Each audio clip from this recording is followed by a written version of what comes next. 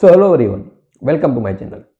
So I hope कि आप सबकी हेल्थ अच्छी होगी और आप सब अपनी लाइफ में अच्छा कर रहे होंगे। और नए साल 2024 की आप सबको एडवांस में बहुत बहुत शुभकामनाएं। राइट, आई होप कि आपका ये साल बहुत ही अच्छा जाए और 2023 में आपका साल जैसा भी गया, अच्छा या बुरा, उससे आप कुछ ना कुछ सीखो। राइट, ये तो ऑब्वियसली एक साल की बात हो गई क्योंकि डेट चेंज हो रही है, इसकी वजह से हम कहते हैं कि नया साल है। लेकिन एक्चुअल में जब आप ऑब्जर्व करते हो तो एक एक मोमेंट जो होता है वो हमारे लिए नया होता है, नई शुरुआत होती है।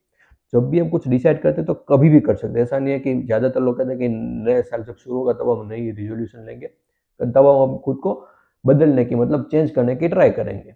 लेकिन ऐसा नहीं होता है कि क्योंकि हर एक मोमेंट आपके लिए नया है, हर एक मोमेंट नई एक शुरुआत है और आप कह सकते हो कि आपका नया बर्थ हो रहा है। राइट, तो आप जब भी आप कोई चेंज करना चाहते हो आप कभी भी कर सकते हो। तो आज के वीडियो में हम जिसके बारे में बात करने वाले हैं वो है सैडनेस। हम सैड क्यों रहते हैं, उसके पीछे का रीजन क्या है, उसकी हम रूट में जाने वाले हैं। तो ये वीडियो बहुत इंटरेस्टिंग होने वाला है और बहुत कुछ आपको इसमें से सीखने को मिलेगा। तो इसको एंड तक देखिएगा और फिर भी कोई भी डाउट या क्वेरी हो तो बिल्कुल आप मुझे कमेंट में बता सकते हो। राइट, तो अगर हम बात करें कि हम एक्चुअल में सैड फील कब करते हैं, राइट, ऑब्वियसली उसके पीछे कोई ना कोई रीजन होता है जिसकी वजह से हम सैड फील करते हैं। तो हमें रीजन डायरेक्टली पता है कि ये रीजन है, ऐसा मेरे साथ हुआ जिसकी वजह से मुझे सैड फील हो रहा है, जिसकी वजह से मैं सैड हूँ। लेकिन कई बार क्या होता है कि कोई भी रीजन नहीं होता है, कोई भी रीजन नहीं होता, आपकी लाइफ में सब कुछ अच्छा चल रहा होता है, फिर भी आप सैड रहते हो। राइट, और ऐसा नहीं है कि ये वो सैडनेस कभी कभी आती है फिर चली जाती है, आती है चली, वो आपके कह सकते हो कि अंडरलाइन जो स्टेट होती है, नेचुरल स्टेट होती है, वो आप कह सकते हो कि वो सैडनेस है। राइट, उसमें कभी कभी बार आप खुश भी हो जाते हो लेकिन वो बहुत टेम्पररी होता है। अंडरलाइन जो आपकी स्टेट होती है वो है सैडनेस।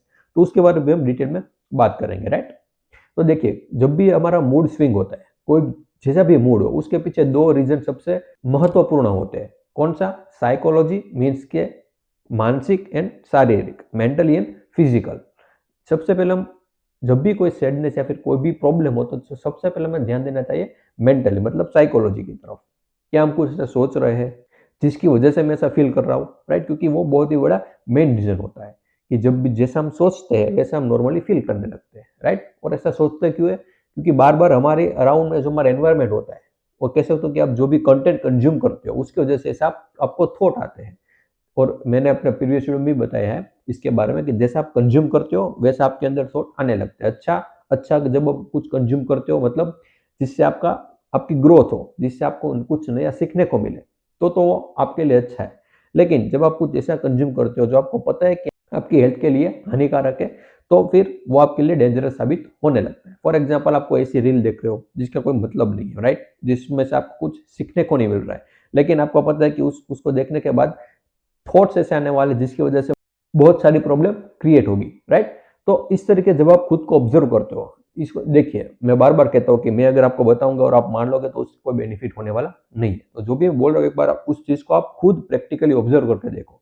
आप रील्स देखो और देखो कि आपकी माइंड में एक्चुअली में हो क्या रहा है, उसको देखते वक्त और उसके देखने के बाद, तभी आपको इससे कुछ सीखने को मिलेगा। राइट, तो ये तो एक मेंटल एस्पेक्ट हुआ। लेकिन सपोज कि आप सब कुछ अच्छा कंज्यूम कर रहे हो, राइट, मतलब आप देख भी अच्छा रहे हो, आपके अंदर थॉट भी अच्छे आ रहे हैं, लेकिन फिर भी जैसा मैंने कहा कि आपकी जो अंडरलाइंग स्टेट है वो बन चुकी है सैडनेस। आपके लिए में कोई भी बुरा नहीं हुआ है लेकिन फिर भी आप सैड हो। राइट, तो इसके पीछे कई बार रीजन होता है फिजिकली, हम इसको ज्यादातर इग्नोर करते हैं। मेंटली सब कुछ ओके है लेकिन फिजिकली आप पूरा दिन एक जगह पर बैठे रहते हो, right, due to your job पूरा दिन एक जगह पर बैठे रहते हो और वही दो तीन गिने जिने लोगों के साथ आप पूरा दिन अपना टाइम स्पेंड करते हो और आपकी डाइट भी ऐसी हो चुकी है जो आपको पता है कि आपके हेल्थ के लिए हानिकारक है, डेंजरस है, लेकिन फिर भी आप उसको कंज्यूम करते हो। तो उसकी वजह से भी आपके मूड में स्विंग आते हैं, क्योंकि मूड एक्चुअल में है क्या? आपको सैड फील हो रहा है, क्यों हो रहा है? ड्यू टू ब्रेन, उसमें जो केमिकल रिलीज होते हैं उसकी वजह से आपके मूड स्विंग होते हैं। तो केमिकल रिलीज होने के पीछे का जो मेन कारण होता है वो कभी भी डाइट भी होता है, और आप फिजिकली एक्टिव कितने हो उसके ऊपर भी डिपेंड करता है। आप इसको भी एक प्रैक्टिकली अप्लाई करके देखो। फॉर एग्जांपल, आप जब भी सैड फील करते हो, राइट, बहुत सारे थॉट्स आने लगते हैं, ओवर थिंकिंग होने लगती है, तब आप कुछ मिनट या फिर कुछ देर के लिए वॉक पे चले जाओ, राइट, वॉकिंग करो या फिर साइकिलिंग, रनिंग, कुछ भी कर सकते हो। आप तुरंत देखोगे कि आपकी जो मेंटल स्टेट है उसमें डिफरेंस आएगा। क्यों? क्योंकि जब भी आप चलते हो, मतलब दौड़ते हो, कुछ भी करते हो, कोई भी फिजिकल एक्टिविटी करते हो, तो आपके अंदर हॉर्मोन्स क्रिएट होने लगते हैं। उसकी वजह से जो स्ट्रेस का हार्मोन होता है कोर्टिसोल, वो कम होने लगता है। राइट, तो ये सब बेस्ड है केमिकल के ऊपर। राइट, कई बार फिजिकल एक्टिविटी आप कर रहे हो, सब कुछ कर रहे हो, लेकिन फिर भी कोई इफेक्ट नहीं आ रहा, तो इसका मतलब आपके ब्रेन में जो केमिकल रिलीज होते हैं उसमें कोई प्रॉब्लम है, तो उसकी वजह से आपको ये सब मूड स्विंग होता है। तो उसके लिए आपको मेडिकल हेल्प लेनी पड़ेगी, कुछ टेबलेट भी होगी, वो भी आपको कंज्यूम करनी पड़ेगी, राइट। तो ये सब बहुत सारे रीजन होते हैं, लेकिन आपको आपको खुद देखना है कि आपके केस में एक्चुअल में क्या हो रहा है, क्या मेंटली प्रॉब्लम है, फिजिकली प्रॉब्लम है, या फिर डाइट में कुछ प्रॉब्लम है, या फिर सब ओके है, तो आपको सिर्फ मेडिकल हेल्प लेने की बहुत ही ज़्यादा जरूरत है, राइट। तो बहुत सारे रीजन होते हैं जिसकी वजह से आप सैड फील करते हो। तो आई होप कि आपको समझ में आए इसमें से और बहुत कुछ सीखने को मिला।